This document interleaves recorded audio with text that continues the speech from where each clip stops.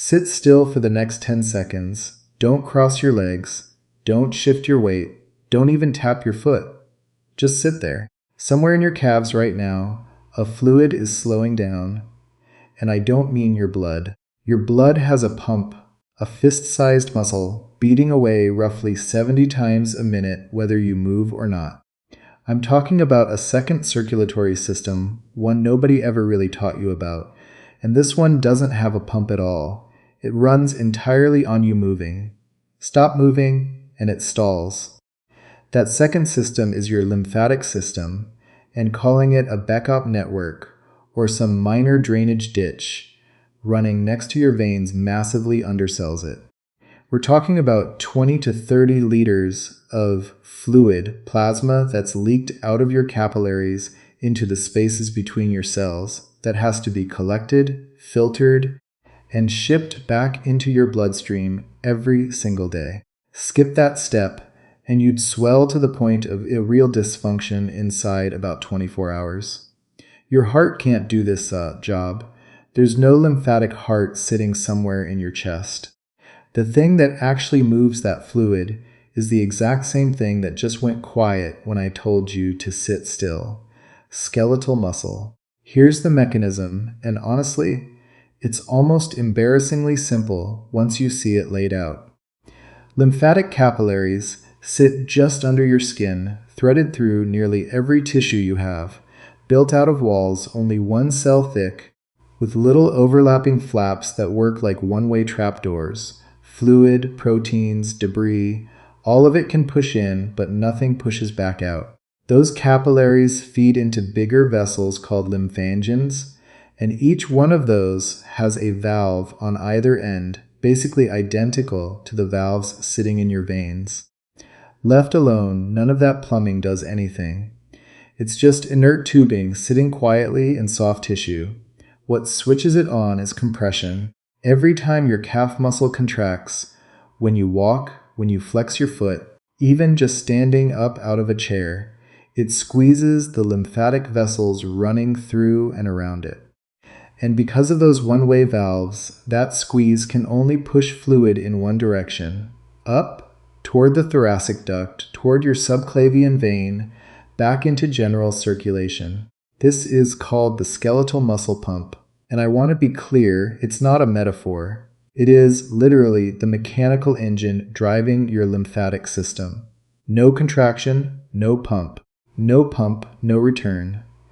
The clearest demonstration of this came from a Polish physiologist named Waldemar Olszewski, who did something almost nobody has bothered to repeat since. He surgically cannulated lymphatic vessels in the legs of conscious human volunteers and just measured what came out, in milliliters per hour. At rest, lying still, lymph trickled through that cannula in a slow, steady drip. The second his subject started walking, flow shot up by a factor of 10 to 15. Not a subtle bump, a full order of magnitude jump, produced entirely by the mechanical act of contracting and relaxing the calf and thigh muscles. Stop the walking, and within minutes, the flow rate sinks right back toward baseline. There's no drug on the market, past or present, that swings lymphatic flow anywhere near that dramatically. Movement is the pharmacology here. But underneath that first mechanism, there's a second one running quietly. Even when you're sitting so still that no muscle pump is doing anything at all. The larger lymphatic vessels, the collecting ducts, not the tiny capillaries, are wrapped in their own layer of smooth muscle, and that muscle contracts rhythmically on its own, completely independent of anything you're doing. This is called intrinsic lymphatic pumping, and each contracting segment gets its own name. A lymphangion, basically a tiny individual pump chamber, firing in a coordinated wave, chamber to chamber, somewhere around 10 to 15 times a minute in a resting adult. Pacemaker cells embedded right in the vessel wall, conceptually not that different from the sinoatrial node that keeps your actual heartbeat on time, generate the electrical signal that sets off each contraction. And here's the part almost nobody knows. You have a second heart. It's distributed, broken into segments, scattered across your lymphatic tree, and it's beating on its own rhythm right now, whether you're thinking about it or not. Here's where it gets genuinely interesting because that intrinsic pump isn't fixed. It responds to stretch. The more fluid piles up inside a lymphangion, the more its wall stretches, and stretch receptors in the smooth muscle respond by cranking up both the frequency and the force of each contraction. It's a self-regulating loop, mechanically similar to how a bladder, or a heart, under a heavier venous load, will contract harder to compensate. Cardiac physiologists call that the Frank-Starling relationship, and researchers studying lymphatic smooth muscle, including work out of David Zawieja's lab at Texas A&M using isolated lymphatic vessels under a microscope, have found that lymphangions behave in almost the same way. Nitric oxide, released by the endothelial cells lining the vessel, fine-tunes the strength of each contraction. Too much shear stress and flow, and nitric oxide dials the pumping back down. Too little flow, and it ramps things back up. It's a feedback loop, an engineered one basically, quietly running inside a structure most people have never even heard of. Now stack a third mechanism on top of those first two, because your rib cage is in on this too.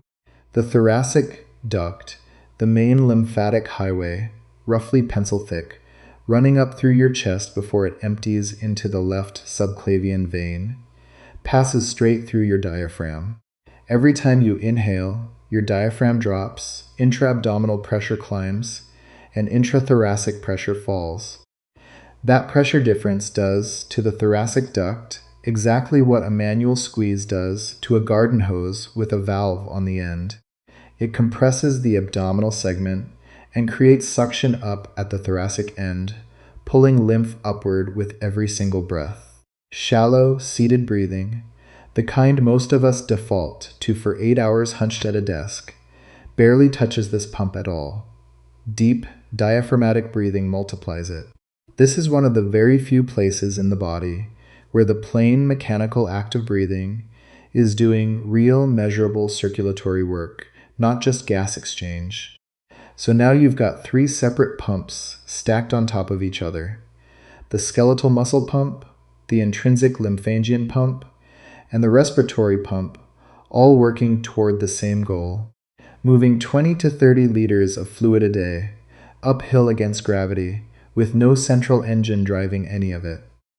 And here's the part that reframes everything. 2 of those 3 pumps are directly under your control right now, in this moment, and both of them go almost fully offline the second you sit still for any length of time. The intrinsic pump keeps chugging along regardless. It never fully shuts off. But its resting baseline isn't remotely enough to clear the volume of fluid that piles up once the muscle pump has been switched off for hours at a stretch. That's not a hypothetical, by the way. It's exactly why your ankles are measurably wider at 5 in the afternoon than they were at 9 that morning, on a day you spent mostly sitting.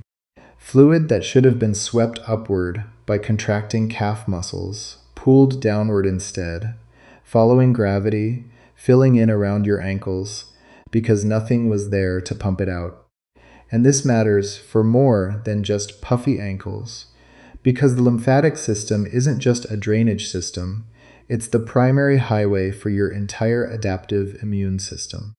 Something like 99% of the lymphocytes patrolling your body at any given moment aren't floating around in your blood. They're moving through your lymphatic vessels and lymph nodes, sampling fluid that just came out of your tissues, checking it for pathogens, foreign proteins, abnormal cells, and then heading back out to do it all over again. Every lymph node your fluid passes through, and you've got roughly 600 of them, is a filtration checkpoint, a surveillance station. Dendritic cells sit there presenting antigens to T cells. That's where your body decides, continuously, whether something sitting in your tissue fluid deserves an immune response. So if flow through that whole system slows to a crawl because the muscle pump's been off for 6 sedentary hours, surveillance slows down right along with it. Your immune system isn't failing during that stretch. It's just moving through its checkpoints far less often than it would if you'd gotten up and walked around for 2 minutes every half hour. This is where I want to be careful, because there are two very different claims tangled up together here, and only one of them is genuinely settled science. That lymphatic flow drops off a cliff with immobility and spikes back up with muscle contraction. That part's rock solid, demonstrated directly through those cannulation studies, and confirmed again and again with near-infrared fluorescence lymphatic imaging, a technique that actually lets researchers watch lymphatic vessels contract in real time under the skin. That reduced flow slows down immune surveillance in some measurable, moment-to-moment way. That connection is anatomically plausible, and it's backed up by evidence from lymphedema research, where chronically impaired lymphatic drainage lines up with a higher infection risk in the affected limb. But a direct, real-time link: you sat still for one afternoon, leading straight to your immune surveillance measurably dropped during that specific afternoon, hasn't been isolated and quantified the way the flow rate studies have. The mechanism is real. Exactly how big a deal it is, hour by hour, is still being mapped out. Where the evidence stops being ambiguous again is at the extreme end: prolonged immobility.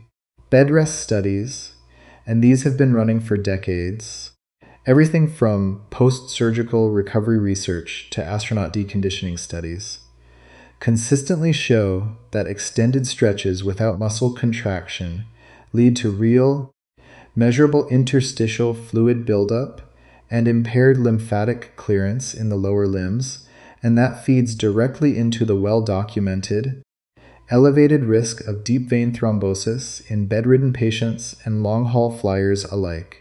It's not a coincidence that hospitals push post-surgical patients to start moving within hours of an operation, or that airlines tell you to stand up and flex your calves every hour on a long flight. That advice exists because the skeletal muscle pump isn't optional infrastructure. It's the primary engine, and clinicians have understood the cost of switching it off for a long, long time, well before anyone could actually watch a lymphangion contract under a microscope. There's a very literal, practical consequence of all this that shows up in medicine. When the skeletal muscle pump gets permanently compromised, say after lymph node removal during cancer surgery or in chronic lymphedema, the standard clinical response isn't a drug. It's compression. Multi-layer compression bandaging, pneumatic compression sleeves. These work by doing, from the outside, mechanically, exactly what a contracting calf muscle does on the inside. They squeeze the tissue in a graduated pattern, tighter down at the ankle, looser as you move up, forcing fluid through those one-way valves in a single direction. Physiotherapists trained in manual lymphatic drainage use a specific, light, rhythmic stroke, somewhere in the range of 30 to 40 millimeters of mercury of pressure, far gentler than a deep tissue massage, because those lymphatic capillaries sit so close to the skin that too much force just collapses them instead of opening them up. The entire field of decongestive therapy is, essentially, an elaborate attempt to substitute an external device for a muscle pump the body can no longer run on its own. And honestly, the fact that a whole clinical discipline exists just to replicate what walking does for free, that alone tells you something about how essential this mechanism really is. It also explains why the research on movement breaks, unglamorous as it sounds, keeps landing on the same finding over and over. Studies on prolonged sitting, including work that uses bioelectrical impedance and limb volume measurement to track fluid buildup across a standard 8-hour workday, find that short, Frequent interruptions to stillness are disproportionately effective, way more than their brevity would suggest. Standing up and doing a set of calf raises for 30 to 60 seconds once an hour doesn't add up to much total exercise across a whole day. But because the intrinsic lymphangion pump simply can't compensate for hours of muscular silence, and because fluid tends to pool more and more the longer that muscle pump stays offline, a short burst of contraction acts less like a small dose of exercise and more like a reset, pulling a system back from the edge of stagnation. This is also, not coincidentally, the exact logic behind those compression socks people recommend for long flights. Cabin pressure combined with hours of sitting still switches off the muscle pump right at the moment. Gravity has the most uninterrupted time to work against you. There's a small detail in the history of all this that I find genuinely worth sitting with. The lymphatic system was basically invisible to medicine for centuries, not because it was subtle, but because it collapses almost the moment someone dies. The vessels are thin-walled, low pressure, and by the time an anatomist got a cadaver open, the whole system had already emptied out and gone flat, indistinguishable from the connective tissue around it. It took an Italian physician named Gaspare Aselli, back in 1622, dissecting a well-fed dog that had just been killed rather than a starved cadaver, to notice a network of white vessels standing out against the intestine, engorged with milky fluid because the animal had eaten shortly before it died. He'd stumbled onto the lacteals, the intestinal branch of the lymphatic system, at the one moment they happened to be visible enough to actually see. An entire circulatory system, moving tens of liters of fluid a day through every tissue in your body, went undetected for nearly 2,000 years of anatomical study, simply because it only shows itself under exactly the right conditions. It's not gone when you can't see it working, it's just quiet. And that's the reframe I want to leave you with, because it changes what stillness actually is. Sitting still isn't neutral. It's not simply the absence of activity. It's an active decision, made roughly 100 times a day without you ever noticing.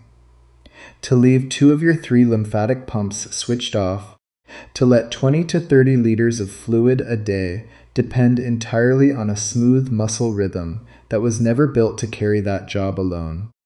Those 10 seconds of stillness I asterisked for at the very start weren't neutral either. Somewhere in your calves, fluid that should have been swept upward by a contracting muscle was settling instead, following gravity, waiting on the next contraction to lift it back up. It's still waiting. The pump is built. It only runs when you use it.